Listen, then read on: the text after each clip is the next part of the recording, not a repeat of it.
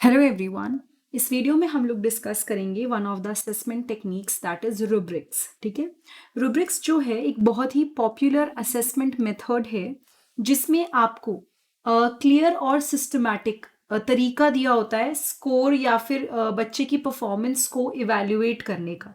ठीक है, it has a very clear and systematic way to evaluate and score, यानी आप बच्चे को उसकी परफॉर्मेंस या उसके काम को बहुत ही सिस्टमैटिक और अच्छे तरीके से स्कोर कर सकते हो या इवैल्यूएट कर सकते हो। ठीक है, जो रूब्रिक होता है ना वो एक स्कोरिंग टूल है जो ना कुछ क्राइटेरियाज देता है।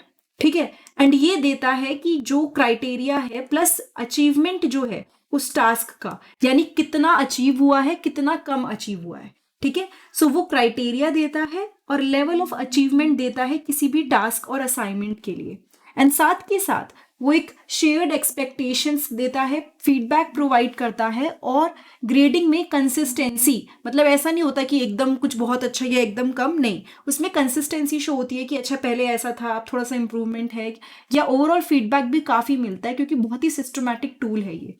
नाउ जैसे जैसे हम लोग आगे पढ़ेंगे आपको समझ में आ जाएगा एक्चुअली होता क्या क्या है। देखिए, रूब्रिक्स को सबसे पहले तो यूज़ क्यों करते हैं, इसको यूज़ किया जाता है असेस करने के लिए एंड इवैल्यूएट करने के लिए एक बच्चे की परफॉर्मेंस को।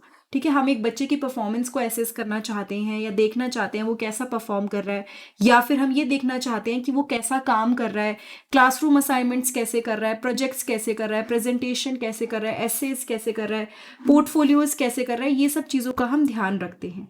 And they help clarify expectations, guide instructions and provide feedback to students. तो ये सब क्या करता है, ये क्लैरिफाई करता है बच्चे की जो एक्सपेक्टेशंस होती हैं, जो या फिर से कहते हैं इंस्ट्रक्शंस, और एक प्रॉपर बच्चे को फीडबैक मिलता है रूब्रिक्स की हेल्प से।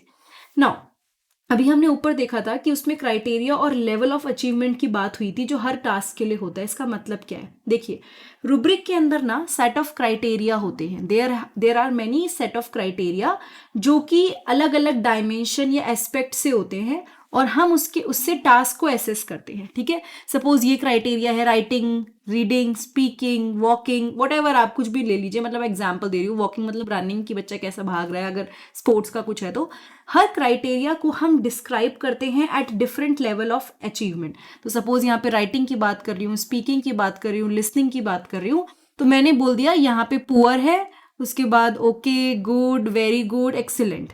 तो हमने उस पर्टिकुलर क्राइटेरिया को साथ में किसके दिया, उसके साथ हमने पूरा लेवल ऑफ अचीवमेंट भी दे दिया कि बच्चे ने पुअरली परफॉर्म किया कि बहुत अच्छा परफॉर्म किया। The level of achievement provide a clear description of what constitute successful performance at each level. तो जब आपको पता है कि पुअर से लेके ऐसे बहुत सारे क्राइटेरिया के बाद एक्सीलेंट कोई चीज़ होगी, तो सबसे बेस्ट उसको तभी मिलेगा जब वो, मतलब सबसे अच्छा एक्सीलेंट उसको तभी मिलेगा जब वो सबसे अच्छा परफॉर्म करेगा। तो इससे क्या हुआ, क्लियर डिस्क्रिप्शन मिल गया कि क्या शो करेगा कि सक्सेसफुल परफॉर्मेंस है ईच लेवल पर, या फिर अगर इससे ऊपर जाएगा वो तो हम उसको बोल सकते हैं कि हाई लेवल पे है तो मतलब अच्छा है।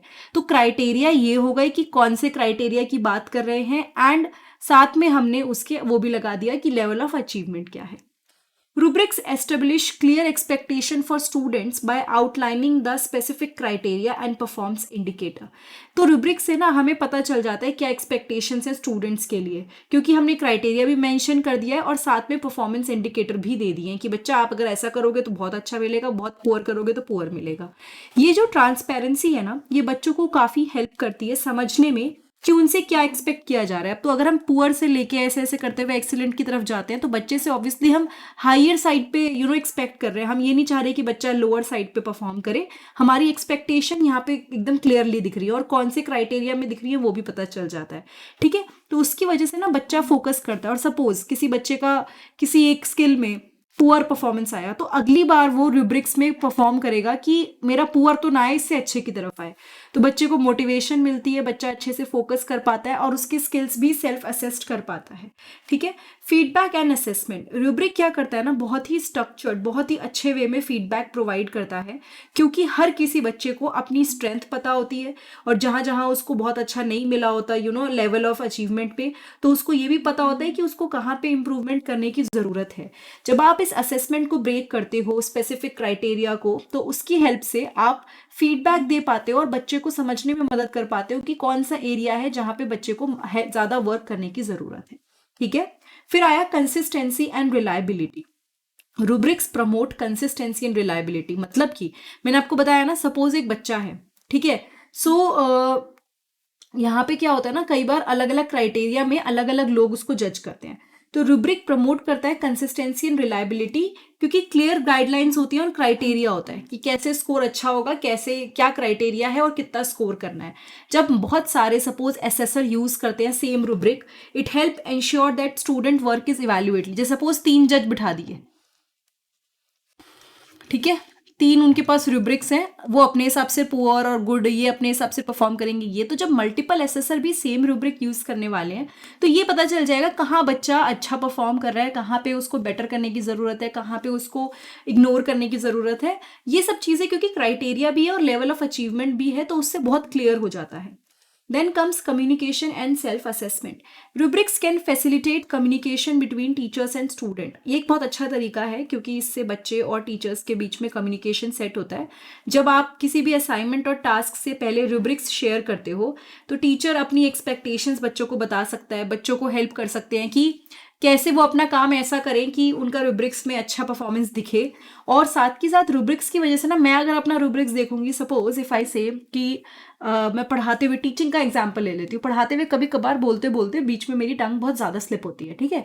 सो ये जब मैं अपने आप को एसेस करूंगी, तो ठीक है, मैंने अपनी लैंग्वेज को ध्यान में रख लिया, उसको स्कोर कर दिया, तो जब मैं अपने उस रूब्रिक को देखूंगी ना सपोज, तो मुझे उसको आइडिया लगेगा कि मैं कहाँ पे वीक हूँ और कहाँ अच्छा कर सकती हूँ।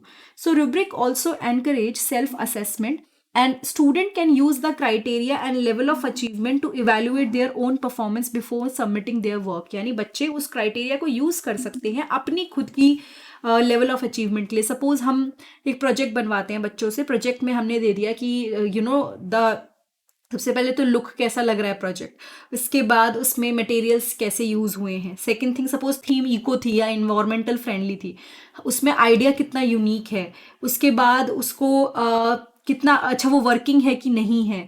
तो इस सब के बेसिस पे हम उसको जज कर सकते हैं एंड बच्चा खुद भी ये देख सकता है कि अच्छा ये क्राइटेरिया है, तो मैं खुद कितना दूंगा अगर मैं रूब्रिक्स के थ्रू इसको जज करूंगा। तो बच्चा अपनी परफॉर्मेंस को बहुत अच्छे से इवेल्युएट कर पाता है रूब्रिक्स के अंदर, ठीक है। Differentiation and personalize learning. Rubrics can be adaptable and flexible, allowing for differentiation and personalize learning. यानी रूब्रिक्स जो होता है काफ़ी अडेप्टेबल होता है और फ्लेक्सिबल होता है, according to the need, according to the teaching इसको चेंज कर सकते हैं। टीचर्स जो होते हैं वो इसको मॉडिफाई कर सकते हैं, कस्टमाइज कर सकते हैं बच्चे की नीड, एबिलिटी और लर्निंग गोल के अकॉर्डिंग, ठीक है। जो सिखाना है, जो पढ़ाना चाहते हैं उसके अकॉर्डिंग वो हमेशा उसको मॉडिफाई कर सकते हैं। And then there is continuous improvement. Rubrics can contribute to continuous improvement, चाहे टीचिंग की फील्ड हो, चाहे टीचर के लिए हो, चाहे बच्चे के लिए हो। हमेशा याद रखिएगा रूब्रिक्स से बच्चा हमेशा इंप्रूवमेंट करेगा, क्योंकि अगर उसको पता है कि उसका ये स्किल बार बार 2 बार पुअर आ रहा है या नेगेटिव साइड पे आ रहा है, तो कहीं ना कहीं मुझे उसको अच्छा लेके जाना है। तो बच्चा ना अपने उन पर्टिकुलर पार्ट में क्राइटेरिया के अकॉर्डिंग वो डेवलप करता है, इंप्रूव करता है। जब आप बच्चे के पैटर्न को समझने की कोशिश करते हो डिफरेंट डिफरेंट क्राइटेरिया में, तो आप ये देख सकते हो कि आप कहाँ पे अच्छा कर रहे हो और कहाँ पे वीक कर रहे हो, कहाँ पे आपको अपनी टीचिंग स्ट्रैटेजीज इंप्रूव करनी है और कहाँ पे आपको सपोर्ट प्रोवाइड करना है। So it is a very good way of assessment for both teachers and learner, because effective है, प्लस साथ के साथ बच्चों को समझ में भी आता है और वो खुद भी एवेल्युएट कर सकते हैं खुद को। So this was all about the rubrics. Although मैं कई सारे ऐसे टॉपिक्स हैं जो बहुत डिटेल में बाद में कवर करूंगी, बट अभी एग्जाम्स के पर्पज से प्लस आपको समझाने के पर्पज से this video is enough. And अगर ये वीडियो अच्छी लगी तो चैनल को सब्सक्राइब करने के साथ साथ बेल बटन पे ज़रूर प्रेस कीजिएगा, प्लेलिस्ट में ज़रूर जाइएगा, बहुत सारी वीडियो है फ्री ऑफ कॉस्ट अवेलेबल हैं। मैंने अकॉर्डिंग टू यूनिवर्सिटीज़ भी बनाना शुरू कर दिया है, ताकि जो बच्चे जिनके टॉपिक एक यूनिवर्सिटी की उस पर कवर नहीं हो रहे हैं वो भी हो जाएं। सारे आपको लिंक मिल जाएंगे डिस्क्रिप्शन बॉक्स में भी, साथ के साथ प्लेलिस्ट में भी। And one more important thing, अगर आपको मेरी किसी भी वीडियो से बेनिफिट हो रहा है एग्जाम्स के टाइम पे या कभी भी, और आप कुछ हेल्प करना चाहते हैं, तो नीचे डिस्क्रिप्शन बॉक्स में there is a link buy me a book, वो यूज़ करके you can buy me a book by paying whatever amount you want, it is up to you. And अगर कोई डाउट है, कोई video नहीं समझ में आ रही है, तो प्लीज़ कमेंट कीजिएगा, बताइएगा, ताकि मैं आपकी हेल्प कर सकूं। Thank you so much, have a nice day, I will see you next time in the next video.